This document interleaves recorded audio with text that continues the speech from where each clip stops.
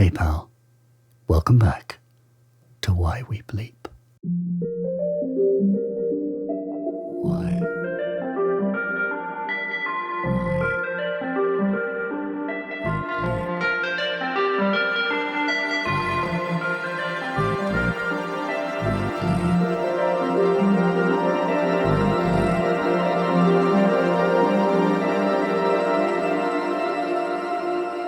So, damn, this is the third episode. This is the third time that we've had a little sit-down chat and just a general catch-up, see how you're doing, and then talk to someone and find out what they know and see if we can apply that to our music-making process.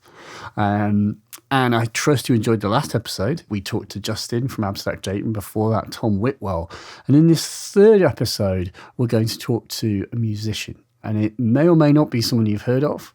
It is an artist called Ebcidic, who is formerly known as VCOADSR. Now, this person will be known in kind of modular circles because Phil Bilsby, who is Ebcidic and was a VCOADSR, has been very successful in terms of developing a live techno system using Eurorack, and I really was keen to talk to him.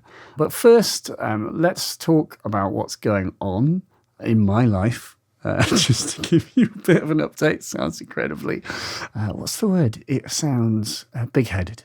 That's the word I'm looking for because I'm talking about myself, but I'm going to pass a little bit of the time. I've been on holiday, which has actually been incredibly wonderful. I went to Iceland. And I don't know if you've been following on the old Instagram, the Twit, and perhaps the Facebook, but I've been posting pictures, and my God, Iceland's really nice. I have to say, Iceland, I had possibly one of the nicest holidays that I've ever had in my life. It was just super chilled. It's a beautiful, unbelievable, striking country where you can you just encounter the most insane scenery you can possibly imagine. Like, so, for example, we're driving in this desolate, complete desert of stone where there's just nothing. There's no mountains. There's nothing. There is just a void. The only way that I can describe it is like driving through a computer game before they've kind of loaded any lakes or fauna and flora or anything. It's like the null zone. It's like literally the grey land. It looks like that in parts. And then suddenly you come across this, you're driving instantly through this insane sort of weird elf world of bubbly, strange kind of blubby moss shapes. And I'm just like looking out the window going, what is going on? And it turns out that we were driving through the results of a lava eruption in 1783, which killed 10,000 people in Iceland, which was a huge portion of the population. There are still only 330,000 odd Icelanders in the world, including Björk and Sigur Rós, the complete lineup of Sigur Rós. Iceland is a tiny nation, but it has one of the highest kind of welfare indexes, in the sort of way that you can judge the welfare of a nation, how well off everyone is, but how happy everyone is. Iceland scores basically number one. It has the lowest amount of people in prison per capita. It is one of the safest places in the world, that is from other Icelanders, but it's possibly one of the least safest places to just walk around because it can just generally kill you if you don't know what you're doing. I mean, we went to Reynisfjara Beach, which is the beach that's at the start of Rogue One, and the signs there literally have a little cross, a black cross, and they say recent tourist death. And they tell you about the waves, where it's like ordinary wave, and then it goes deadly sneaker wave, which is what they have there. Because if you just stand too close to the waves, suddenly, in that way that, waves come in and, that one broke a little bit further than I was going to. Oh, in Reynisfjara, they break really hard. And they give you no warning. So you can be stood by the shoreline and you're perfectly dry. And then the next second you're being swept out to sea and you're dead. And this sort of happens. I think there's quite a lot of tourists that just get way too close. It's the most death metal of beaches as well that I have ever seen in my life. Reines Fiara is just like super death metal. It's all black rocks. It was moody and foggy. It was cold and windy. But I have to say it was possibly one of the most beautiful beaches also, because its beauty is more than just, Bondi Beach. It's actually striking in its sort of dark grave majesty, and Iceland is like that. It's a fantastic country. Go to Iceland. Bringing it all back on point though, that on the flight over, the in-flight entertainment system had more electronic music than any other category, which says a lot about Iceland. And on there, it also had, as well as Jan Jelinek, it had manual Gottschings E2 to E4. And if you haven't listened to that, you must do that. Stop this podcast, go listen to E2 to E4. And once you've sort of floated back down to earth, come back. I mean, the fact that is on the in-flight entertainment system of any airline is just incredible. What a country. It's brilliant. And it's horrifically expensive. It's £11 a pint, but I would go back. Anyway, Iceland. I've had a really nice holiday. Thanks. But I have also been doing some work too. I released a new video trying this new module called Platts. I don't know if you've heard about it. It's from a company called Mutable Instruments, which I've heard are very popular. And there hasn't been much talk about this, so it probably does need me to go over it. But I've been trying it. It's really good. It's really great. And I love it. I really like it, in fact. I'm not just saying that. It's everything that's good about braids, but simplified and made more usable, that you can send voltages and it will just change the mode instantly. There's a dedicated socket for mode. And that really expands what you can do with it, as in that you can just, from that one voice, push it around on a second-by-second basis and make it sound like lots of voices, all doing different things for you. So in a live case, bringing it back, on a live case, a Platts would be tremendously useful, because you could use it for drums, you could use it for multiple things by pushing the mode around per step, which is what I've been doing. And I've released a video which shows me playing around with Platts and a little TR8 and some other bits and bobs all wired up, and it's me prototyping the next iteration of my live case.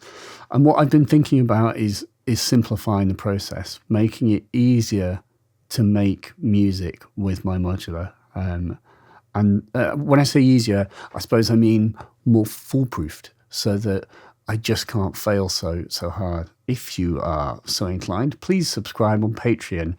And for my bonus content supporters, there is actually a video that explains this, and a blog post basically going through that whole system. But it's quite an elegant way of doing it, and it really does seem to work. It's a lot easier to work. And this is all a way of kind of moving on to this idea of talking about live systems. And the reason that I met with this guy, Phil, now, I came across this dude because I go to lots of modular meets, and where you can hang out in a room and chat about modular synths with cool people. And Phil has done a bunch of performances at these events, and he's kind of a character that I've seen but not really spoken to before. And previously, Phil went under the moniker VCOADSR, but recently changed that to Ebcidic, a bit like acidic, but Ebcidic. And perhaps there's some kind of thought behind that. Phil is, I believe, a geologist. I think he's a geologist. Phil, are you a geologist? He's a geophysicist. That's different. That's not a geologist. He's a geophysicist. So a very smart man. And he is, but we're not here to talk about his day job. It's kind of his hobby thing, because Phil's been developing a live set. And what was really fascinating to me was this 1 hour set that he posted at a place called Yuma. And I would really like you to listen to that. If not now, but afterwards, you will enjoy it. It's dark techno, basically, but it's really evocative. It's really well produced. It's very tasteful, and it's brilliant. It really is fantastic. And if you could play, I strongly believe you could play that set in pretty much any room and you get a really good reaction from people. It's brilliant music. And I was really impressed that he was doing this with quite a small system. And so I got in touch with him on Twitter, because I was like, Phil, how are you doing this? How have you done this? And we got talking, and interestingly, Phil used to do what I'm trying to do with my live case, which is a bit of a worrying portent, because Phil was doing an entirely improvised thing to start with. And in short, he had an absolute disaster gig.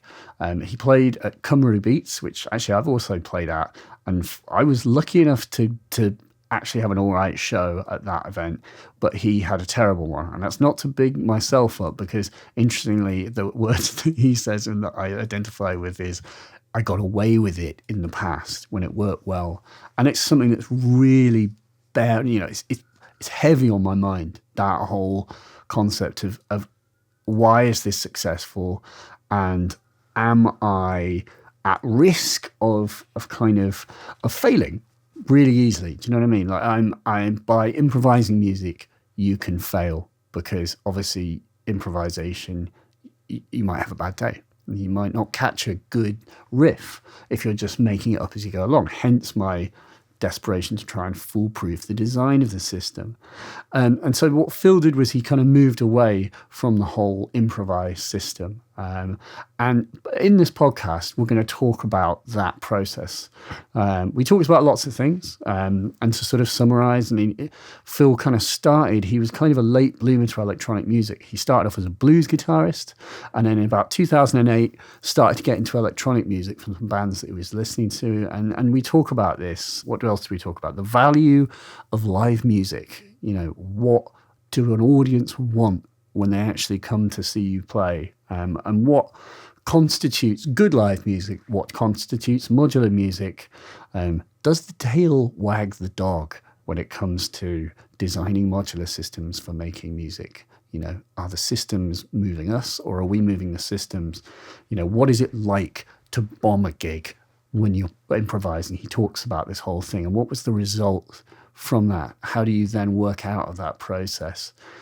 He talks about, we get more technical, and he talks about adding dynamics into his system. He talks a bit about his sequences that he uses, these orthogonal devices, ER101s and the 301 sound computer. You know, and he talks about the value and both the danger as well of randomness. And it ends, you know, on an interesting thought, which I'll let you come to, talking about DJs and abilities. And there's a companion video to this. If you're watching on YouTube, it'll be easier for you to get this, but if you're listening on your podcast app, but I've done a whole 40-minute over-the-shoulder thing with Phil talking about his live system. So if you're interested to hear more from him and to understand in more technical detail, very technical stuff about how the system works, there's a companion video where we talk about that. So that's quite enough for me, and I think it's time that you hear from Phil. So let's do the podcast.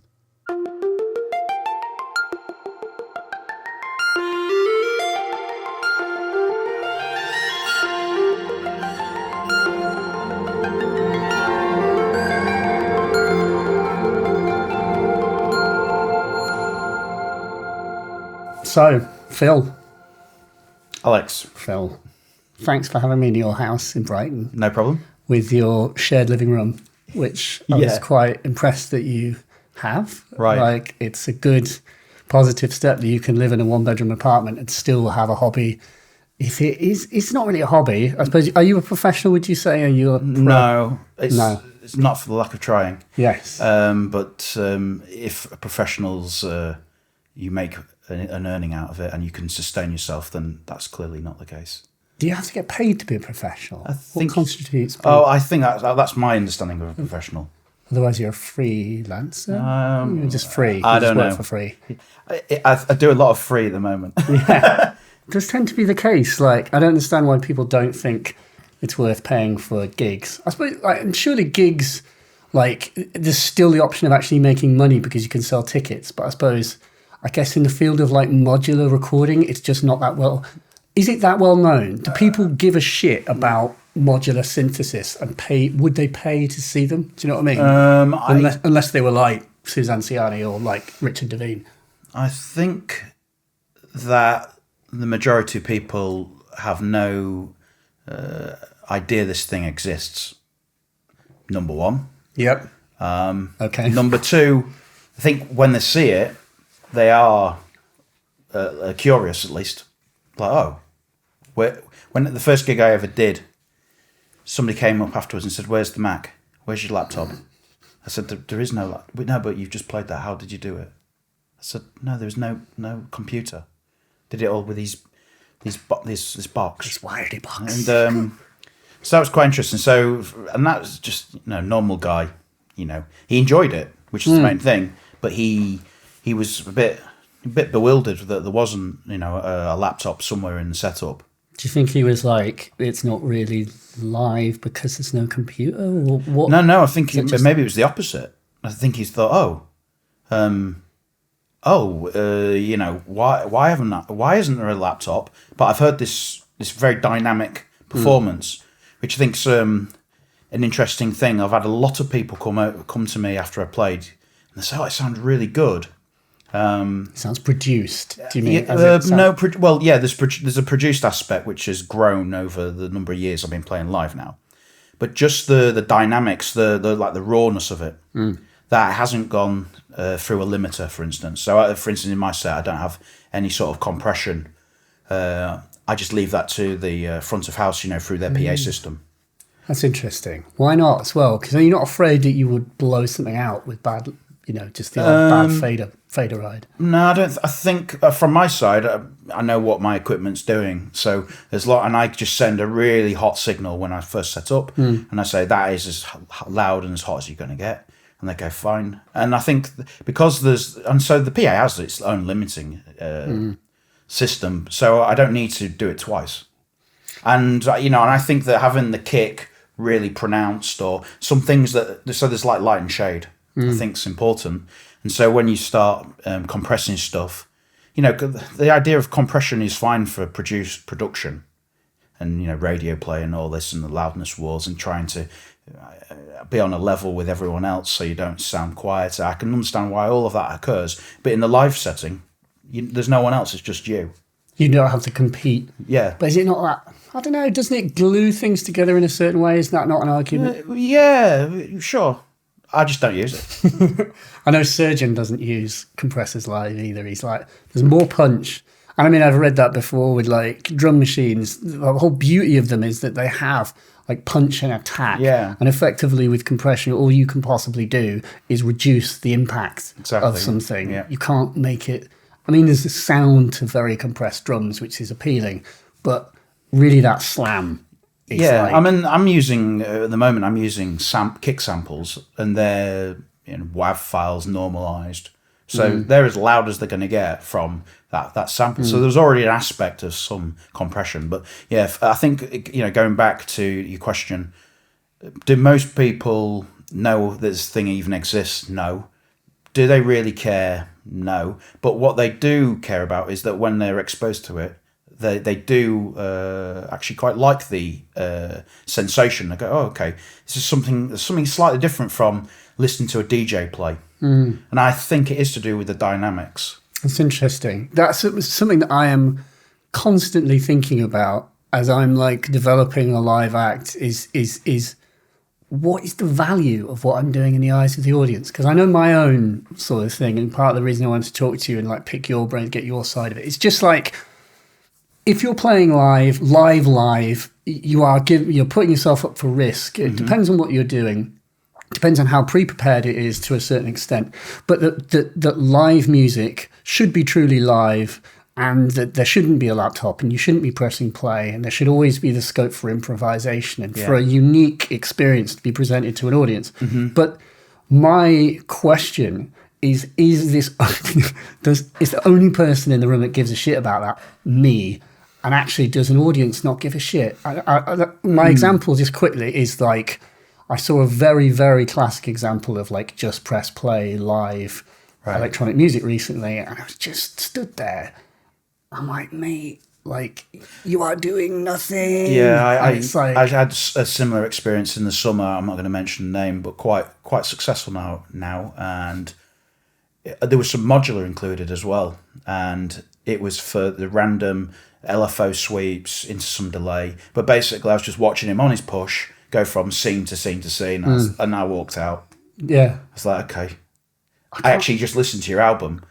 but I had to buy crap beer to go with it. A Tuborg. Yeah, or a Red Stripe. Not even a good beer. So I was very disappointed with that, and so I think there's a cynicism the question there. is, Really. but we know, but then do audiences know, and do they care? Does it matter? Like if they see, because they're seeing this when that person plays, and they see it when you play. They're like, oh well, he's got that. And I think you're right. I don't think it does matter, but it does matter to the performer. And maybe that comes through the performance. I mean, my solution to this was I was trying to think of like, how would you communicate, depending on what you were trying to do in your live set. Like if I'm thinking for my own part, if I'm trying to do something completely improvised, I'm just conscious that I would like to be able to speak to the audience beforehand and go, this is what I'm going to do. I'm going to improvise this. So it might go wrong, but go with me. This is the whole fun of it. But you can't really do that. You cannot do that. No, because you're putting basically caveat. Yeah, caveat. Could be shit. Yeah. And that's the problem, is it has to be really good. Yeah. Irrelevant of how difficult you've made it for yourself. Yeah, I agree. So, I mean, then, that's I've always said that, or more over the last couple of years, to answer your question, it doesn't really matter for the audience whether you're using this stuff. It just matters to me. And do I feel comfortable using this over, say, Ableton? And I just like that. There's a challenge. I mean, I have made some things easier for myself now. But I think that that needs to be a balance. So a balance in how much stuff you've got to do. If there's only one person and you're trying to, sort of use the term you used when we were setting up, which is like orchestrating all these different moving parts, then, I've got essentially 8 moving parts. To manage all of those and into a creative and interesting way, that's plenty of things to be doing. Yeah. I mean, I've often said to some friends of mine, I really could do with a second pair of hands to maximise the music that's going on. But that's just me at the moment, so that's fine. So do you mean as in you split roles? So like maybe somebody's just mixing constantly, right, and the other person's managing and looking after the timbre and whatever. And then, and then at some point you'd need to have signals to say, right, now we're going to move to this, or we're going to do a breakdown, etc. That sort of thing. So having a system that's complicated already and lots of things to do, making it a bit easier in some aspects, I don't have a problem with anymore. Yeah. Well, it's just like, it's what you were saying. Obviously, we were having this conversation on like Twitter direct messages about playing live, because you played this set in Brighton. It was a good example of, like, I assume it's the current, well, at least what we have here. That's right, yeah. But what was I going to say? So it's basically this idea of you've experimented with kind of giving yourself more to do in the past, and I have too. And it's my issue with it is the granularity, in the sense of like if basically using sequences where you have to enter every note one by one, and the same with pattern sequences, that you have to actually physically enter every pattern, I think is wonderful when it works. Yeah. But the risk is this thing of like basically falling flat on your face in front of an audience who didn't care in the first place. So I mean, maybe so when I started playing live with my modular in 2007. I've been doing this 2.5 years or something. Live? Live. Yeah, I've been using Modular for some time. So I got my first all dope for system in 2009, and that was great. And that at the time I was using Ableton, I was using loads of the synths. Had you been, just to quickly get your background as well, had you actually been into electronic music for a lot longer, or is that?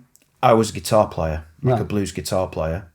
Hence the guitar over in the corner. I've only just really realised there is a guitar there. Yeah. I don't see those things when I come into a room that's got synths in it. So I used to play electric guitar and played blues basically. And after a time I got sick of picking up the guitar and playing the same blues solo. And I thought, you know what?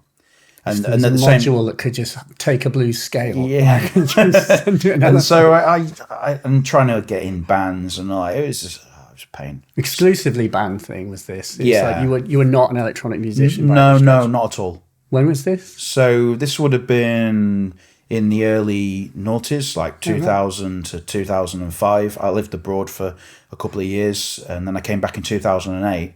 And whilst I was away, I was listening to a lot more electronic music. And I thought, you know what, I could probably do this. It can't be that difficult. That's great. I'm glad you thought that way. Not knowing anything about it. That's fine. And so I bought myself a Korg Electribe. Yeah. You know, the red ones with the valves. The Yeah, like the ESX more later one. ones. Yes. And Love that they put valves in those things. yeah.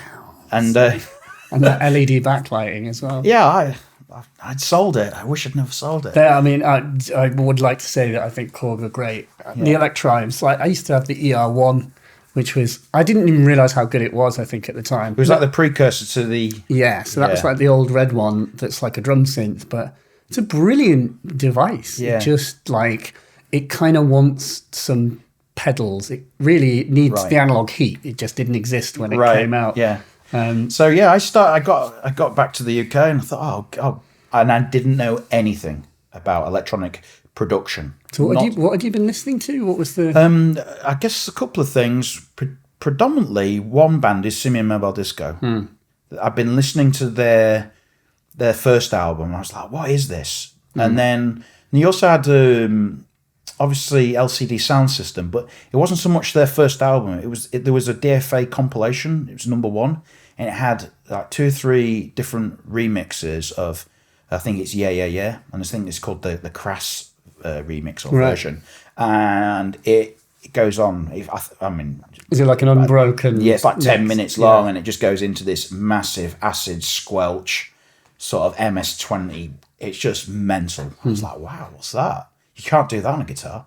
Just got sick of the sort of the limited sonic palette Of you know, a guitar, a drum, and a bass. And some... Well, I suppose also there is the trappings of like being in bands and like trying to be successful and like rehearsals and versus something you can do by yourself. Like so many great things. Yeah. So anyway, I started in 2008, not knowing a single thing, and now don't know if I know much more. I just spent a lot of money along the way. No. How did you? So what was your first setup? What was your? How did you figure you were going to crack this electronic music? So I had the Electribe, and then I realised... So you just bought that in isolation? You were just completely. Yeah. Had you gone into a shop or something, like talk to someone? I'm trying to think what I did now. No, I think I searched online, or I probably did. I actually bought it from Gag, but I must have read Future Music. I was like, what's this audio into? What? It's just this, all this terminology. It's like, what the hell? Anyway, I bought this thing, and after a time, I was like, oh, I can actually sequence another synth. And I bought this really crap Boss. What was it called? It's like this grey box. It's like a joke, really. A drum machine? No, it wasn't a drum machine. It was like a sort of general MIDI.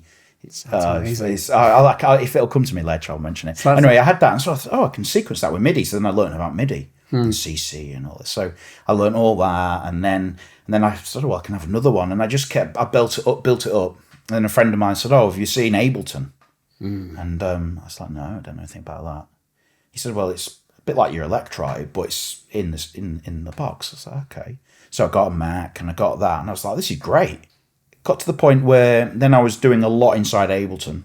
But I got to the point after I'd finished making that first album, all in Ableton, and it's like, this is... You made an album there, that's good. Yeah. That's more than many people have done in Ableton. I said, this is like being at work. I didn't really like it, and I just wanted to do something that was completely away from the computer. And do you think that was part of being a band person from the get-go? It's like computers were never part of your musical life. Well, no, because I never really, because I never had a electronic music production background anyway. It was just using a computer was neither good nor bad. It was just a tool. It was just a tool. But you didn't take to it. Yeah, I still use Ableton to produce, but I don't write in it. I just record. Yeah. I just record everything and then put it in there and edit. Yeah. That's what I do now. It's a tape machine. Yeah, exactly. So I got Ableton, and at the same time, so whilst I was making my first album, I got this modular system. And so I started to use that and sample it and then put those into the tracks. And that was modular. Why? Friend of mine, he had one in his studio and he said, "Do you know what this is?" And I went, "Is it a modular synth?" And he went, "Yeah." And then he proceeded to put me on the spot and try and get me to patch it. I got a sound out of it. Yeah, that's good. Yeah, but I don't think it was very good. Not a good sound. So what's that? That's like weird friend who's just basically like there to torture you. Obviously, you don't know how to use the modular synth. Not had a go. No, Thanks, mate. but so yeah, it was a period of 6 months before I went. It was niggling in my back of my mind. I was like, I quite like this thing. I get to.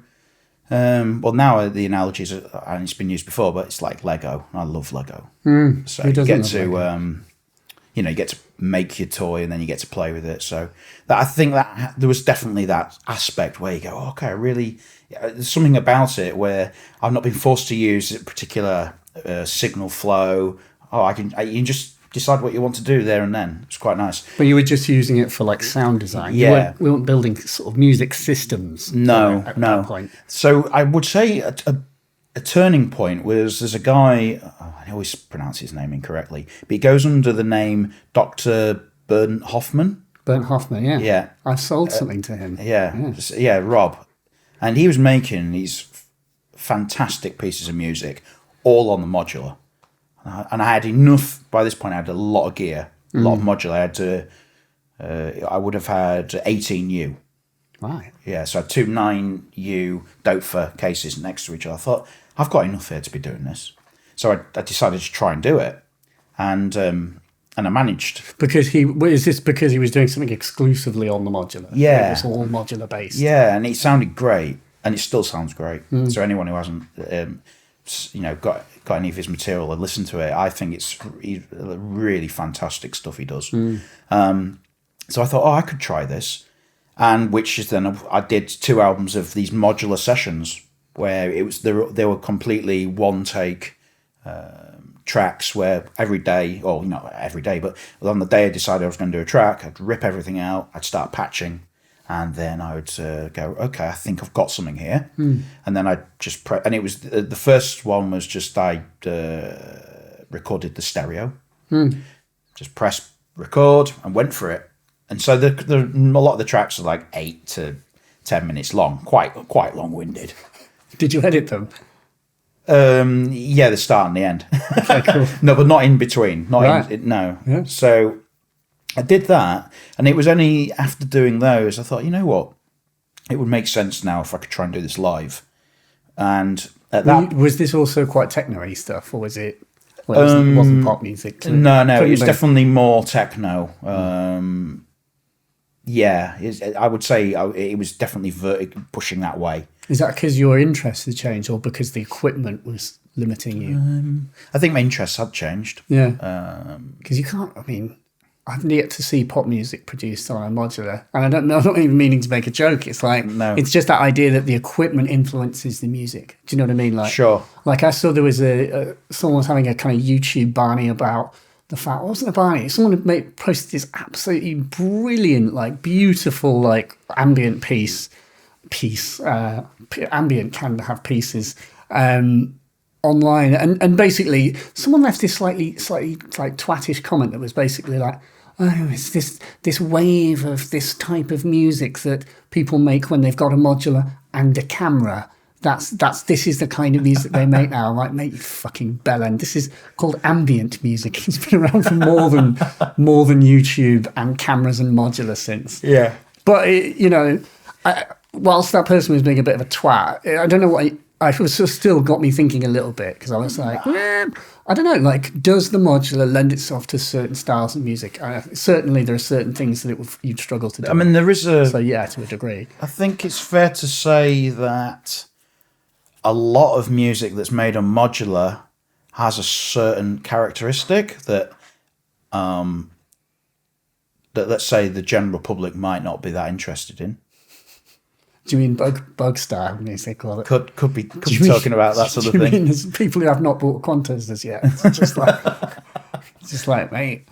So I think that there is people do associate these boxes with a certain style of music. Also, of course, a lot of people do make techno on them and have done for a number of years now. I guess it's that thing of is the tail wagging the dog? Do you know what I mean? As in, are people buying these things and then being led by them rather than the other way around? Okay, yeah. No, that's a good question. I would say originally when I bought my modular, it was just because it was a curiosity. You tried it at your mate's, so obviously it sounded wicked. So, well, it was just the concept actually I liked more than anything. I get to choose this. So that, obviously at the time in 2009, 2010, this modular scene, if there is such a thing, was microscopic. And it was dope fun. There would be Make Noise and that was Live Wire and stuff Plan like B, that. I guess at that point. Yeah. So and obviously you had Analog Solutions as well. So there wasn't that much choice. That's true. Well, although there was still a fair amount. It was you were before that period where it was like exploded. Yeah. I managed to keep up with it for a time. Now I have no idea what new modules there are. I do have to like not read Modular because I find it. Well, I've said it before, but like looking into modular and reading about it is a different hobby to using it. Yeah, it's like and you can't really do both hobbies. You cannot do both hobbies at the same time. No, big respect to Ben Div Kid for keeping up. Amazing. Yeah, I know what you mean. Absolutely amazing. So I think that's a good question. Does one thing lead to another? I think you could make all sorts of different types of music on the modular because ultimately they're not fixed. You have LFOs. You can do whatever you really like that you can probably do in Macks to a reasonable degree. So if you wanted to make dubstep, I reckon you could probably manage it. It might be a challenge, to get that precision, but it could be done. I'm sure it could be done. Cool. I guess it's that thing of like our own preconceptions are the biggest limiting factor. Like the way that when you see people who spec up their systems for the first time, they basically put together a subtractive West Coast voice, East Coast voice, and you just think, when you get into this, you'll just want to try different things. Yeah, I've never. To be perfectly honest, this East Coast West Coast thing bores the living daylights out of me. It's like, who cares? The assumption that was the only place in the world that was doing interesting electronic things is a bit irritating. Well, I mean more in terms of like the way that people approach designing their systems is they start basically recreating the thing that they already have, but just with wires. Yeah, I see what you mean. No, I do understand now. Sorry, I went off on tangent. Sorry, soapbox. Don't mention East and West Coast. Well, it's a sore point. It's boring. And it doesn't really apply, I don't think. Like if you actually just use these things and get into it, it's not something that I think about particularly. Yeah, I often. But all I would say is that those terms serve to compartmentalize the way that you think about what you can do with a system, and then you think, an LFO is really only for this. It's better to think in. Do you know what I mean? I see. If you think an LFO is to make things wobble, an LFO could be for creating arpeggios. Oh yeah. So anyway, so there came a point where I was listening to these tracks by Dr. Berndt Hoffman, and so I gave it a bash myself, came up with something, and I thought, well, next step is to do this live. And funnily enough, at the same time, coming back to Simi Mobile Disco, they just did their Whirl album, and it was all been powered by, I think, 2 Circlons, Circlon sequences. Yeah, they had like a big live system. Yeah. And at that point, I was thinking, okay, this will allow me to come up with the musical ideas, have a single sequencer that can do everything, and then I'm just, as I say, going through and jamming and playing around those ideas. So I got a Circlon. So, like in a techno set, you'd be able to let it run, and it would, on its own, be opening like a slow LFO, for instance. and you could have all these different sorts of rules. What it did when it got to the top. Yeah, sort of conditional. Yeah. Almost like conditional triggers in like the electron stuff is the only equivalent I can think of. So it's really it's deep. Yeah, see. So and then But why change? so then I went to Block a couple of years ago and saw Trade, which is surgeon and blow on, Right. and saw what they were doing, and I was thinking, well, yeah, I could do this. What were they doing? Well, it was just like, I mean, obviously, it's difficult to say it wasn't videoed, but it was live modular techno, and it seemed quite organic, and it was good. I enjoyed it. No Circlon. I'm guessing no Circlon. And Surgeon's not using his Octatrack because he's playing with Blower, so... Yeah. Right. So I just decided, all right, let's go from concepts and ideas to let's try this improvised thing. Because, I often improvise when I'm at home in the studio, and it's like, okay, I can get some really cool stuff going on. So then I built a system, which you've already sort of made a comment in one of your other videos. But so this system, it had circadian rhythms for the drums, I had a bunch of different voices, had a Turing machine going into a quantizer to come up with these improvised melodies. Yeah. And did 3 gigs with that. The first one went pretty well. I mean, the actual gig itself was hilarious. I got there. This is nothing to do with Modular, by the way, but I'm going to tell you. That's fine. That's good. I got there, and it was in a jazz club. Yeah, I know.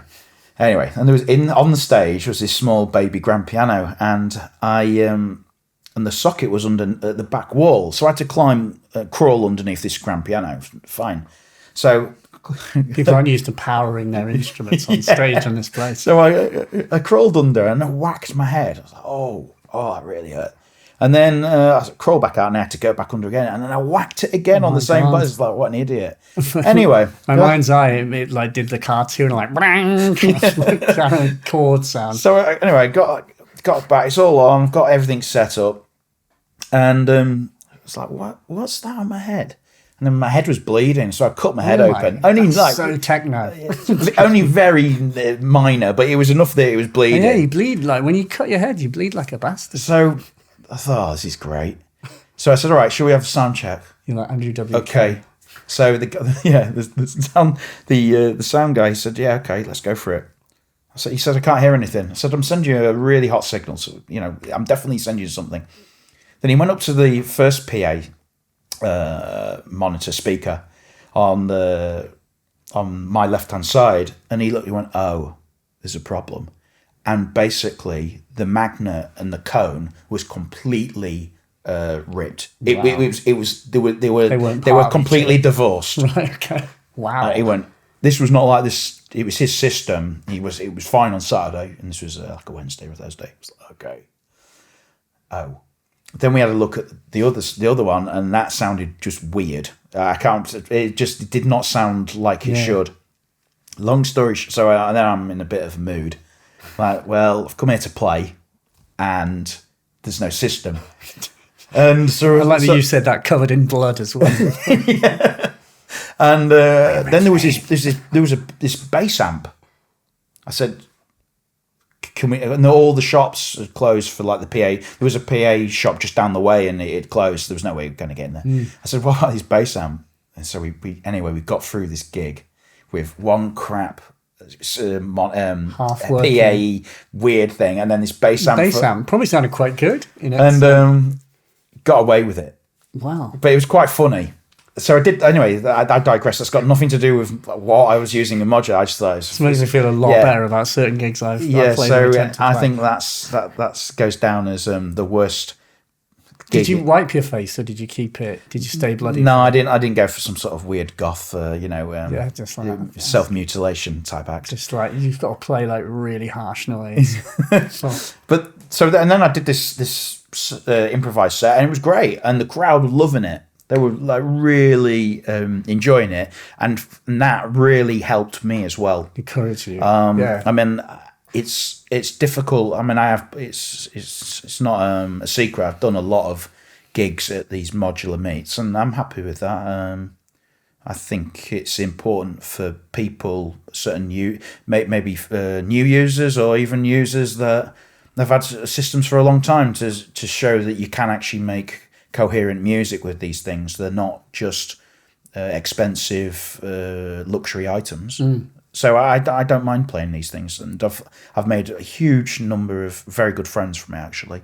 So that's a nice thing. The modular meet sort of gigs are different to like a paying gig, though. I think is an important distinction, because it's everyone even know who you are, or they're on your side and they're interested in the equipment. Full stop. They understand what you're doing exactly, and it's like you get a free pass in a sense. You get a lot more love than you deserve in the best possible way, because it's when you go and play in a completely alien situation, you really just have to play good stuff. Yeah, it's true. That's the thing. But in those situations, then you don't get the same feedback.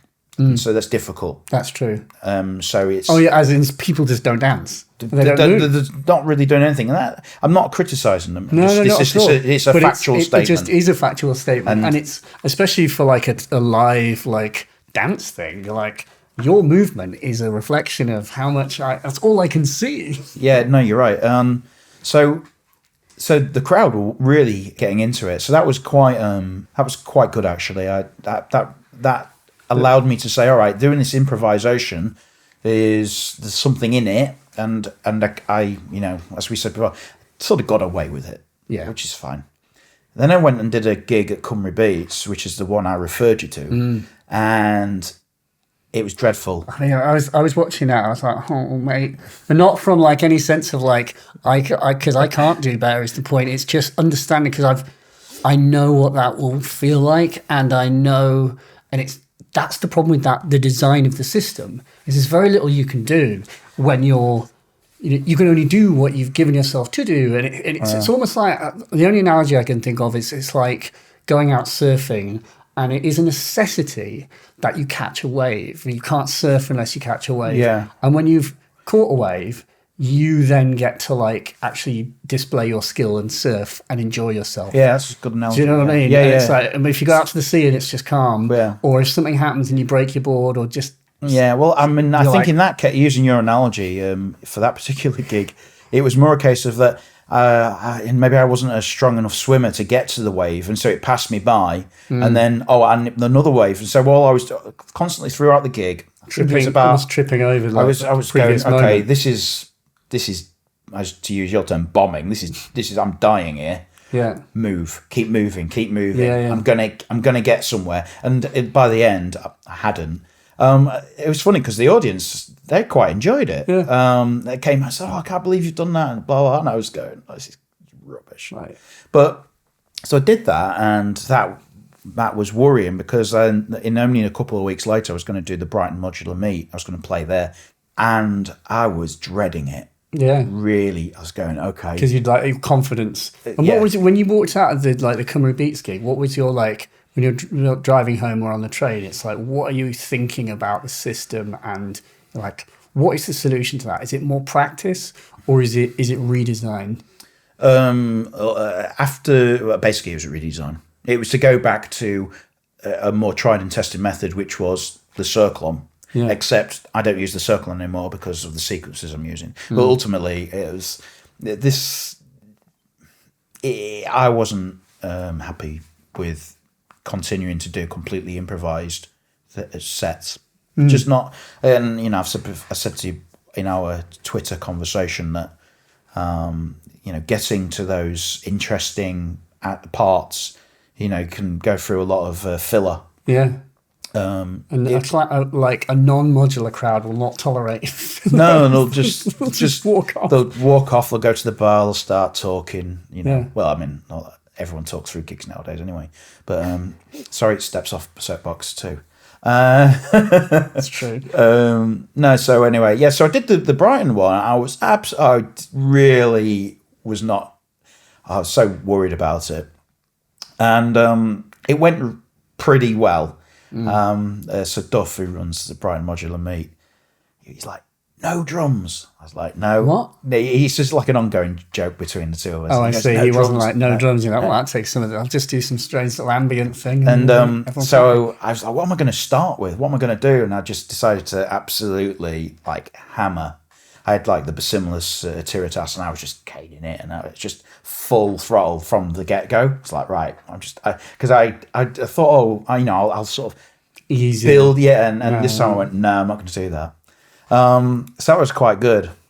I find it's hard to do sick drops with a modular. Do you know what I mean? Like where you need like 4 or 5 things to happen at once. Exactly. To feel like it's really just come in. That's actually a very hard thing to orchestrate. It is very difficult. And it's better to just start hard and continue a thread, or just to organically gradually move. Exactly. Yeah. Because that's actually physically what's more possible to do. No, I agree. I've talking to a friend about this probably about a year ago. This idea, like in a DJ set, a really good DJ can absolutely cut to another track, and the response you can get from crowds brilliant.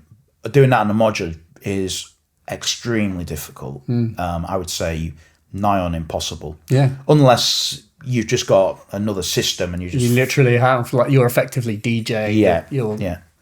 Melodies. So anyway, I did I did my third improvisation. It was all right. I was quite happy with it.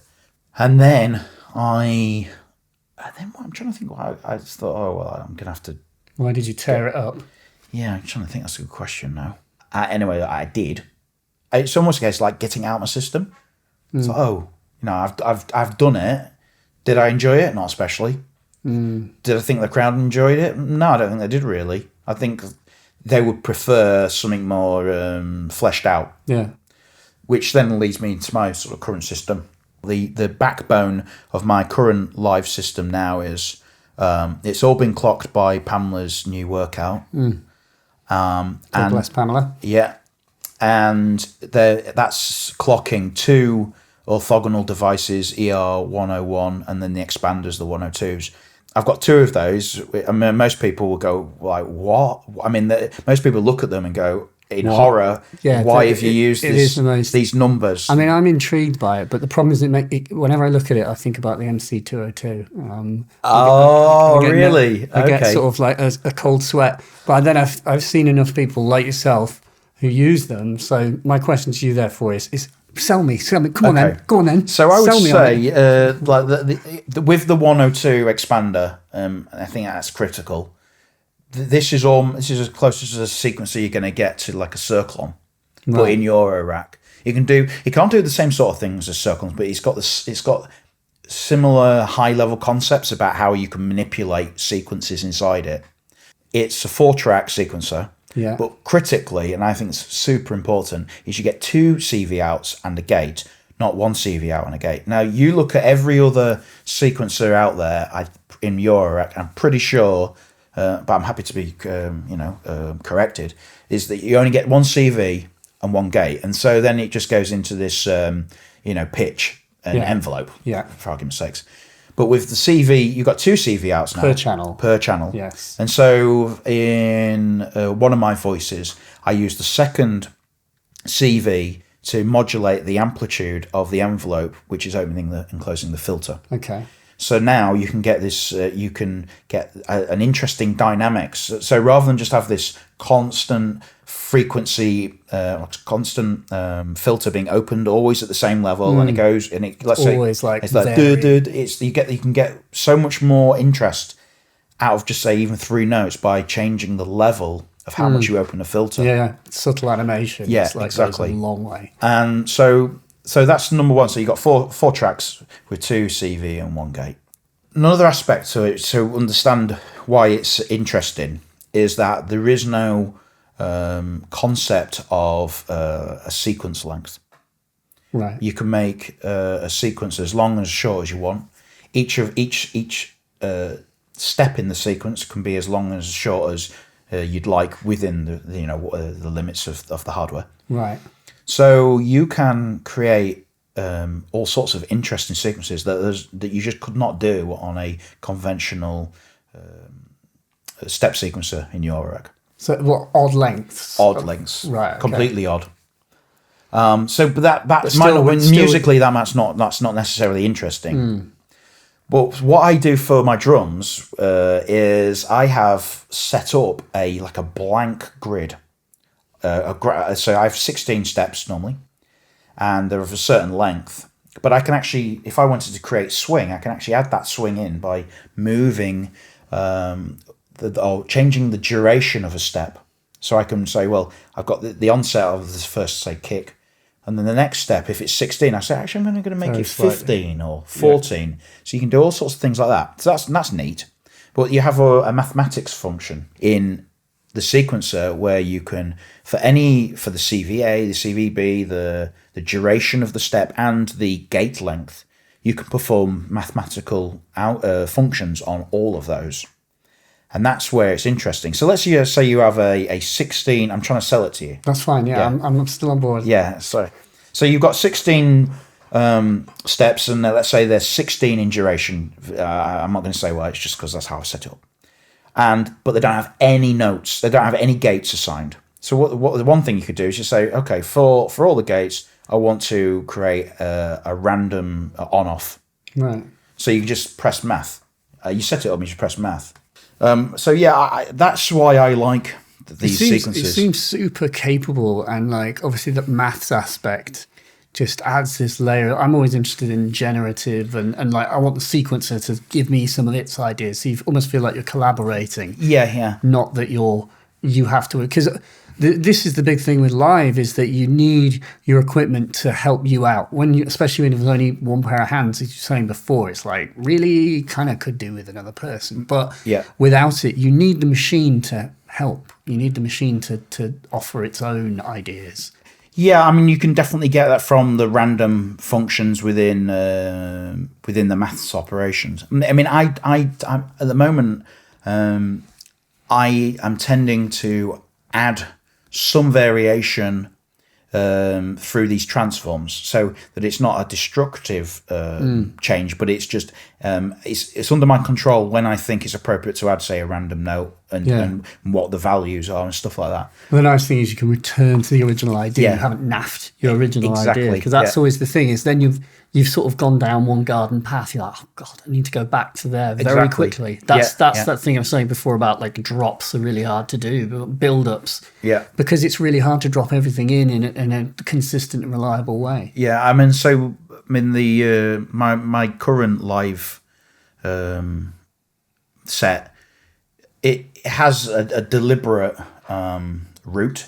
And essentially I have just many snapshots, so you can save all the information, all the sequences for all 4 tracks in these things called snapshots. And so when I play a gig, I'll just go from one snapshot to the next, A1 to L5 or whatever. Exactly. Yeah, right. And I just go through them, and I know that the idea in the first one will allow me to go to the second one and so forth, but there's still a lot of scope in there to play around with things. So of course, even if it's just the timbre of things, or of course, yeah.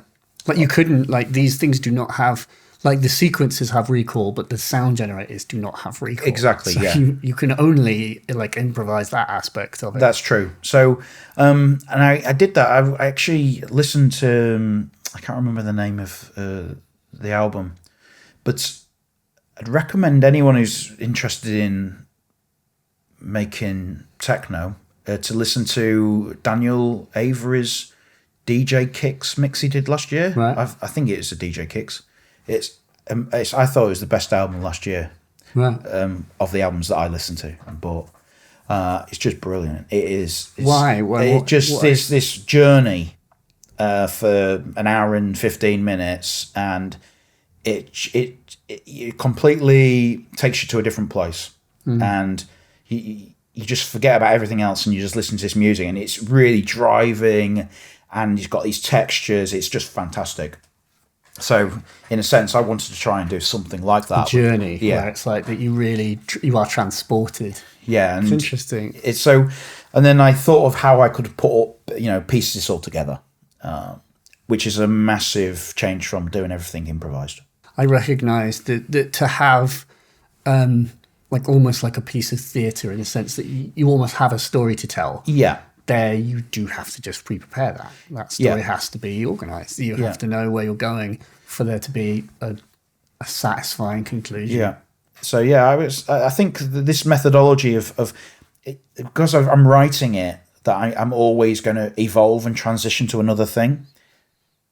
Each snapshot will always have something from the previous one and have something new for the current one, and then that keeps moving. Yeah. So that way it lends itself to this this gradual change. Yeah. The next step references the last one. It's like handing a baton over immediately. Yeah. You say, okay, we've got this one now. Let's add a new aspect. Okay, great. And then you drop that one, and you keep. As you say, a baton's quite a good analogy. You've got to have a reprise, and then then a montage, or is it really what's the word? A medley. It's a medley. Where do you see it going though? I mean, that's this is great, and but do you just wipe all of the melodies that are in the ER 101 and just... Well, this might be of interest to you. What is this? So this is my, for the camera. It's your business card. I've often been rewriting stuff from scratch for each gig I do. Yeah. And I forget what I've done. I've got, in this case, how many have I got there? I've probably got 16 snapshots.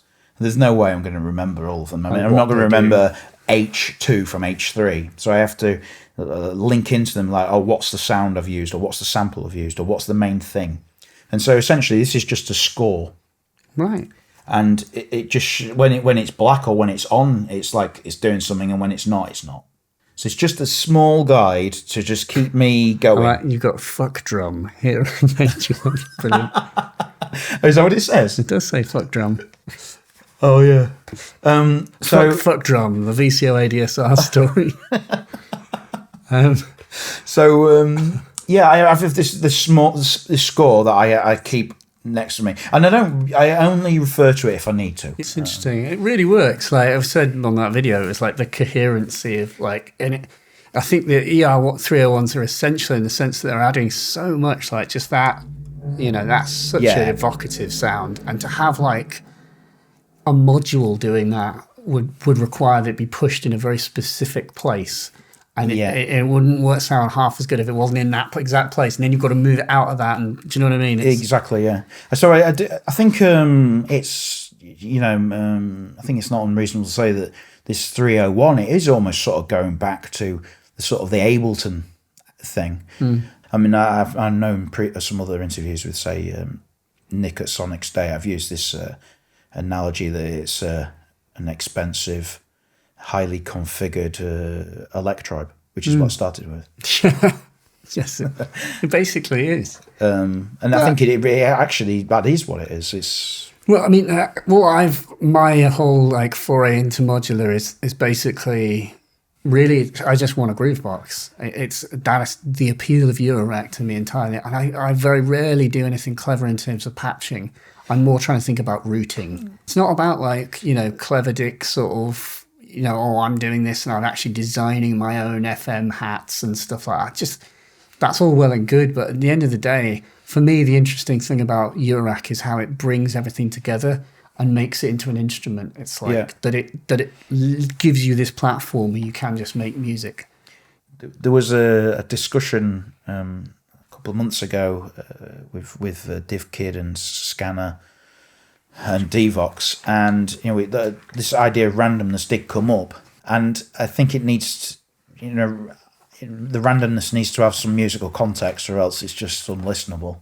It's interesting you say that, because I've been thinking about, for example, I use branches, and I've been using that to basically to center the closed and open hats on the 808. And it sounds good, and it's and it gives you this slight intensity and fervor because you're getting open and closed shifting depending on how you play it.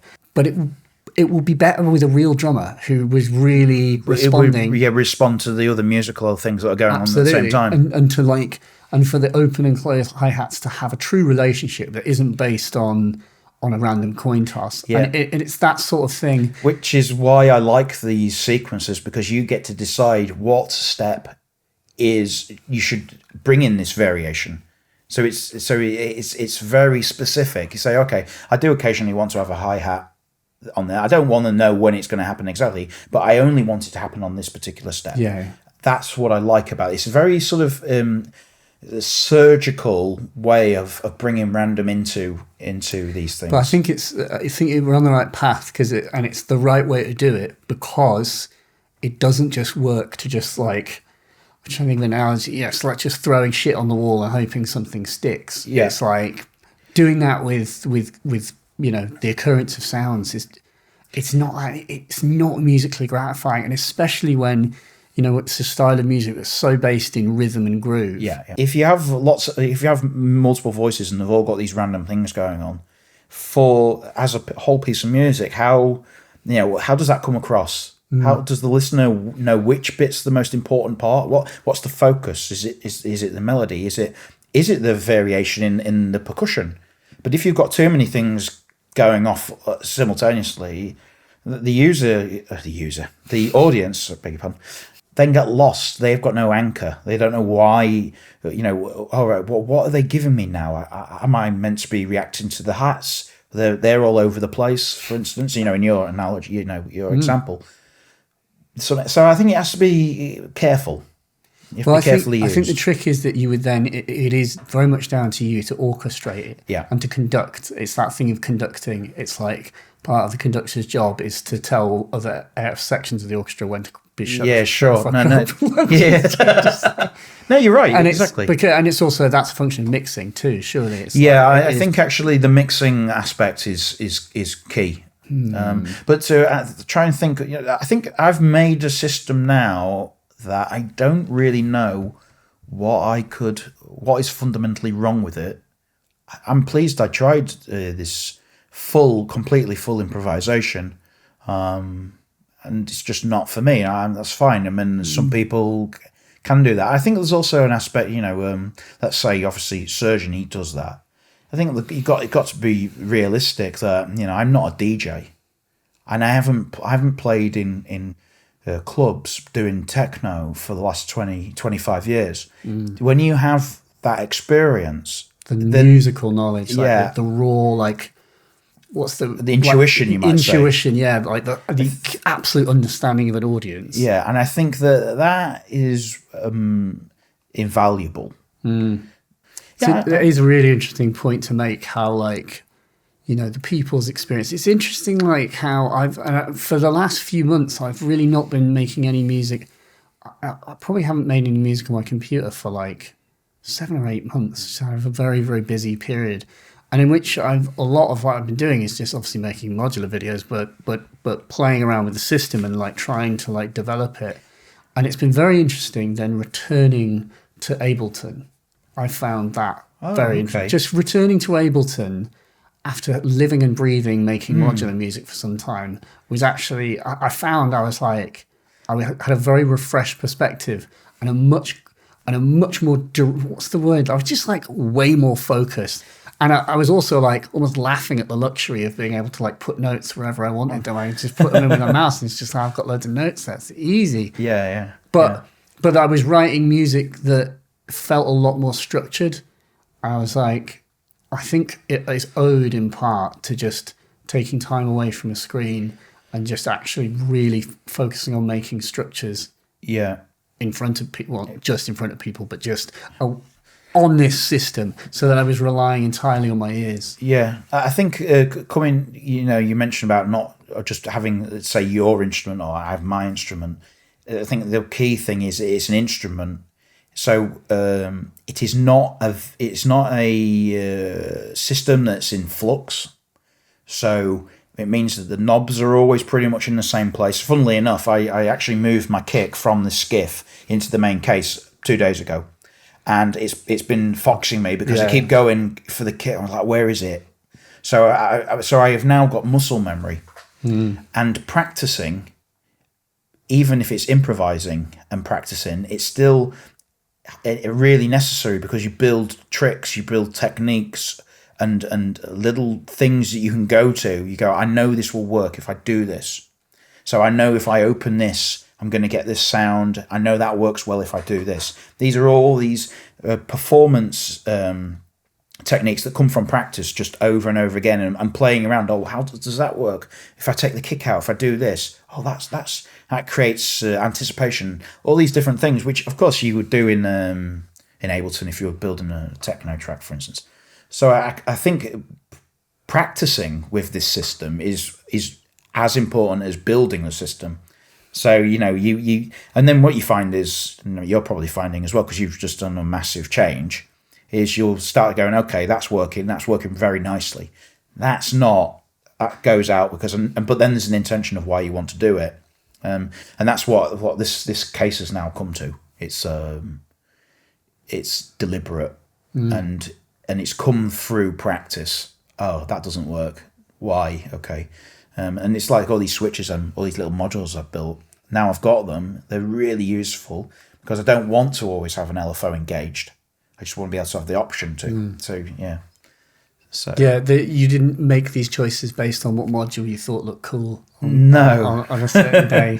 You've literally just, it's because I want to do that. It's something I want to stress, for anyone, because if anyone listening is thinking about building a modular, build a modular because you have a purpose, not because you want to build a modular.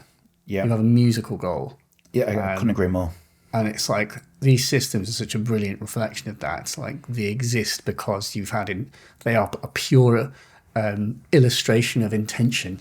Yeah, that's right. And continue to be. I mean, that's not to say that, you go down some blind alleys. This is the centre of my live and studio, but there are several cases around this room full of modular, which then I'll plant here, and then I'm now getting more into this because of the sound computer.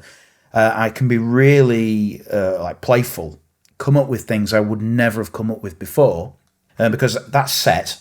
I leave it alone and I just sample into it. So you just record. And now I've got just a whole bunch of other sound sources. So it's been quite nice actually. I've been able to sort of go back to those early days where I was just making sounds that were interesting. And now I can do that again, but I can directly use them. So okay. Yeah. And well, I mean, it's not always to say I know how I'm going to use them, but they're there, and then I can repurpose them. I got a Bug Brown synth voice this year. And it was more gearless, to be honest. I am guilty, but I was like, oh, will I use it? What am I going to use it for? And then I've used it 4 or 5 times, created some absolutely weird, wonky stuff. And it's actually been in that I've used about 4 or 5 different parts in that live set. It's from the Bug brand. Yeah, just that's really interesting. It's helps you recontextualize your gear lust, basically. Yeah, but to make material. So it's good. I think I'm definitely in favour of buying things that you think are interesting because they make a interesting sound. But then you have to then go, but then what am I going to do with that? So I think to wrap up, I should. It's really just an open question. But for anyone who's interested in who maybe is thinking about getting into Eurorack or is interested in the idea of getting into Eurorack to play live, or interested in dabbling but is maybe afraid, what advice do you give someone who's considering it, how to approach that problem?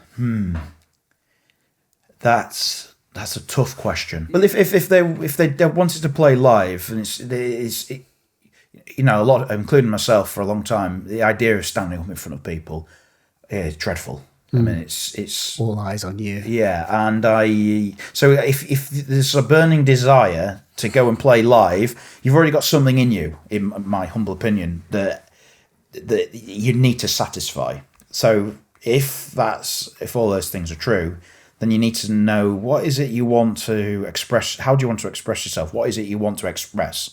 And then if you decide, what that is, if it's to make dance music or it's to make ambient drones or make interesting, whatever, then you have to know that's what you want to achieve. I think then it limits massively what sort of modules you need to buy.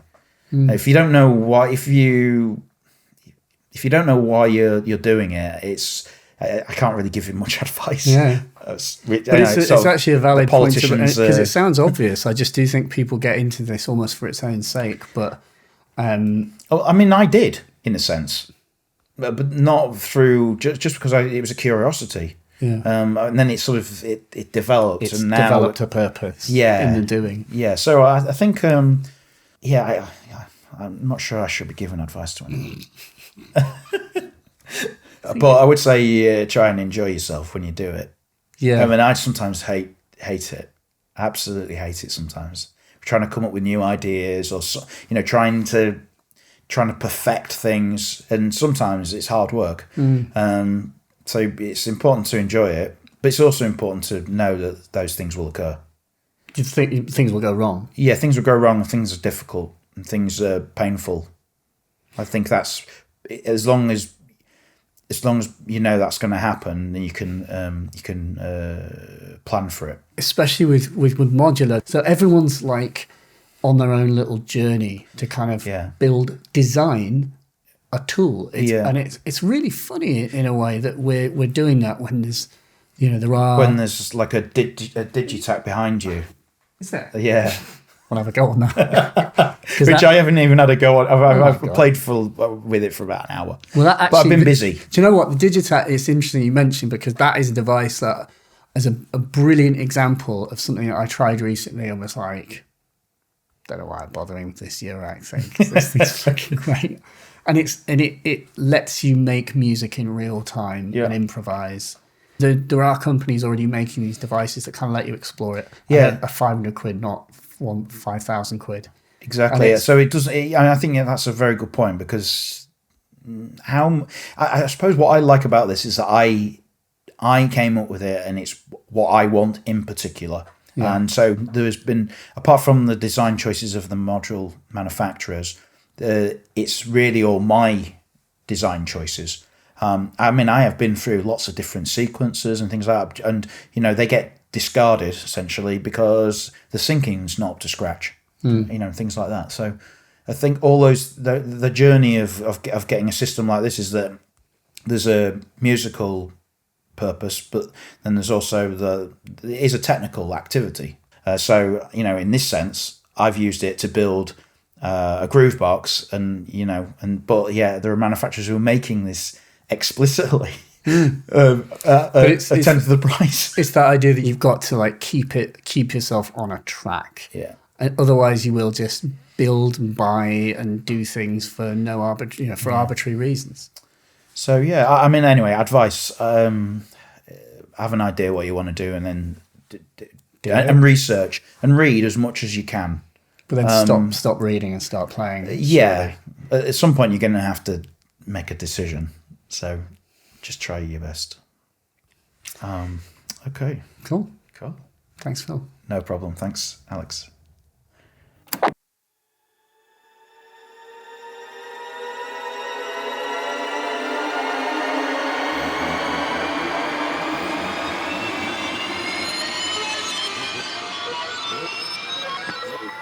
So there you have it. That would be me and Phil in Brighton talking about building systems and live and joy. And he's a really sound guy. And I think it's just really interesting to hear the process. Everyone's got their own sort of funny story through the whole Eurorack thing. And it feels just a good example of someone who's very laser guided in terms of, he isn't in the sense that he admits to having bought loads of extraneous modules. And when I got to his place, he had multiple live cases that old empty live cases that were no longer the right thing. And some of them were filled with modules. He's bought loads of things to try them out and is in the process of selling stuff off too, just like we all are. I think it was just interesting. It's just fascinating to hear the process, to hear how one way of doing it. That might be what you do if you're doing a similar thing, but like myself, I'm kind of going in a slightly different direction, slightly pig-headedly, and it may or may not be successful. But what I thought was really interesting, one of his points was talking about the whole thing of Surgeon's DJ ability. That Surgeon is having DJ'd for clubs for decades. That is just an insurmountably valuable asset, which is a painfully obvious thing to say, that obviously having 30 years of experience DJing in clubs gives you some understanding of what constitutes good dance music. But I think it's very easy to just not think about those things and be in denial. But that's the reality. That man has that experience, and it's going to inform what he does. And for many of us, we're, relatively speaking, kind of newbies in terms of our approach to certain styles of music. Me personally, I've just not been a DJ for 25 years. I've just been producing music at home for 16, but that's not the same thing as producing club dance music. So it's interesting. We all have a lot to learn, and that's why we're doing this. So I demand that you check out Phil's stuff. Go to his SoundCloud, which is soundcloud.com/Ebcidic, EBCIDIC, Ebcidic, formerly known as VCOADSR. And listen to his music, listen to that set, buy his stuff on Bandcamp, subscribe to him on Twitter. He's a sound chap. I'm sure he'll answer some of your questions if you have them about his system. So support the dude. He's a dude. I thank him for your time. Thank you, Phil. And I thank you for your time. Thank you. And I'll see you next time.